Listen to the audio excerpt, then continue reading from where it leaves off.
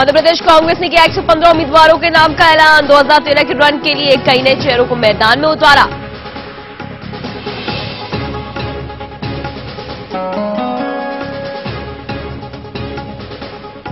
मध्य प्रदेश में 230 विधानसभा सीटों के लिए शुक्रवार से नामांकन शुरू। 25 नवंबर को होने वाले विधानसभा चुनाव के लिए 8 नवंबर तक होगा नामांकन।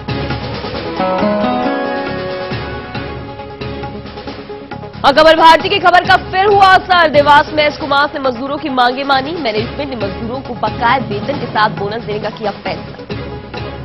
करते हैं, अगर खबर भारती नहीं होती तो आज हमारी दिवाली।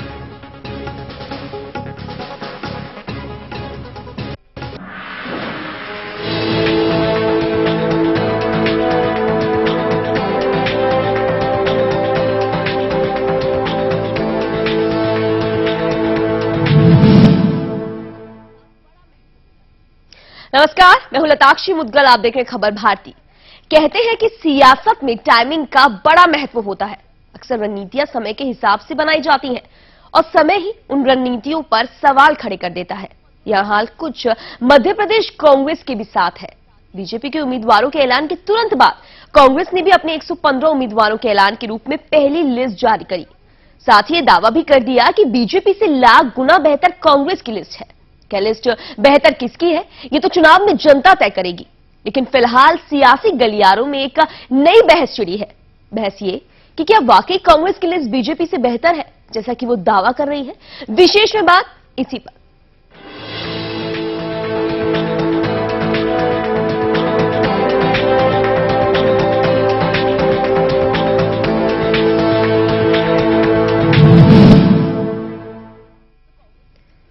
प्रत्याशियों पर चली लंबी माथापच्ची के बाद मध्य प्रदेश बीजेपी ने अपने योद्धाओं का ऐलान किया, तो कांग्रेस ने भी उसकी काट में उम्मीदवारों की अपनी पहली लिस्ट जारी कर दी।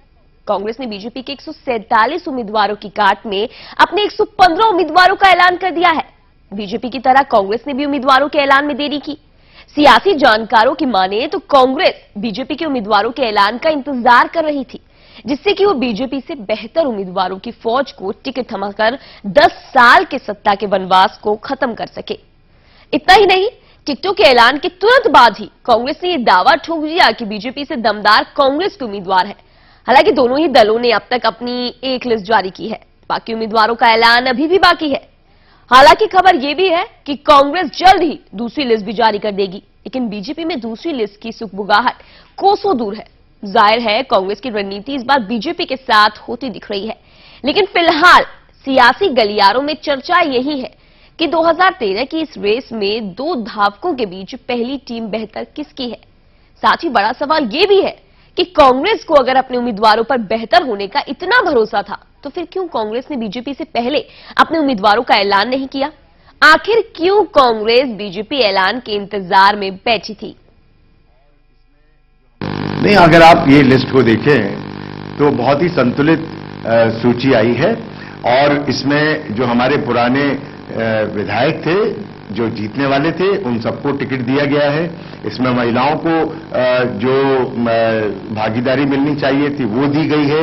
युवाओं को बहुत अच्छे चेहरे हमने दिए हैं, वो सामने रखे हैं और मैं समझता हूं बहुत संतुलित 115 नामों की ये सूची सामने आई है।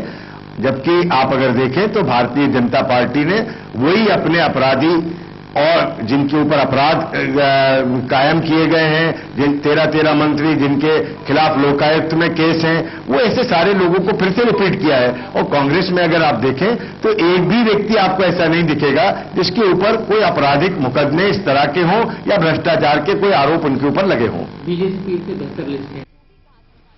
पंकज जी जुड़ गए हमारे साथ। पंकज चतुर्वेदी प्रवक्ता है कांग्रेस के। पंकज जी, स्वागत है खबर भारती के मंच पर। आपने जो भी कहा खबर भारती से बातचीत के दौरान हमने अपने दर्शकों को सुना और दोबारा से सुना। आपने दावा किया है कि कांग्रेस ने जो लिस्ट जारी की है वो बीजेपी से बेहतर है। किस मामलों में आप ये बात कह रहे हैं? देखिए लता जी, हर पार्टी के अपने राजनीतिक आकलन और अनुमान होते हैं और कांग्रेस की सूची को सिर्फ कांग्रेस के लोग ही नहीं, अभी तो आम आदमी भी ये बोल रहा है कि कांग्रेस के प्रत्याशी भारतीय जनता पार्टी के प्रत्याशियों से बेहतर हैं। तो जब आम तौर पे ये बात कही जा रही हो तो कांग्रेस को तो निश्चित तौर पर उस आम बात को स्वीकार करना पड़ेगा। और आप यदि बात कर रही हैं तो हमारी सूची में अनुभव है, हमारी सूची में युवा है, हमारी सूची में